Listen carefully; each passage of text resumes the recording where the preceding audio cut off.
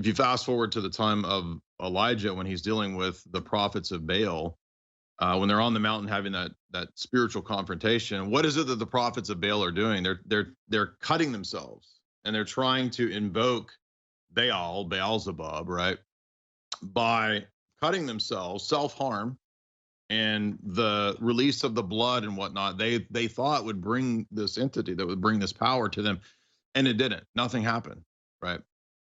It only harmed them. And if you look at other instances in scripture, for example, where we see people who are mentioned committing suicide, there's only a few of these in scripture. There's Judas and there's Saul. And in both cases, Judas and Saul were specifically said to be possessed in, I guess, different degrees. I think Judas was a lot more possessed than Saul was, but both of those guys killed themselves. So we have two instances in scripture of suicide. And in both cases, the people were specifically demonically possessed.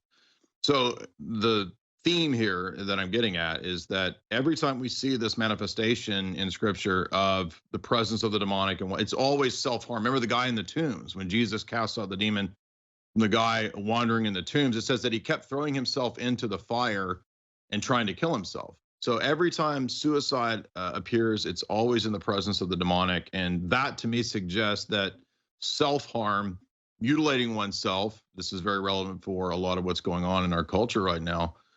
It has a spiritual root. It's not just bad ideology. It's a spiritual problem. And until we address the spiritual problem, the problems can't be fixed. You can't fix these things with politics.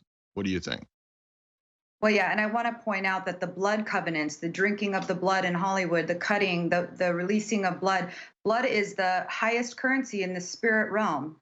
That's why Jesus gave his blood for us and Yeah. made a mockery of Satan and disarmed him and defeated him and took the keys back. It was the power in the blood. The reason is that blood is the highest currency in the spirit realm.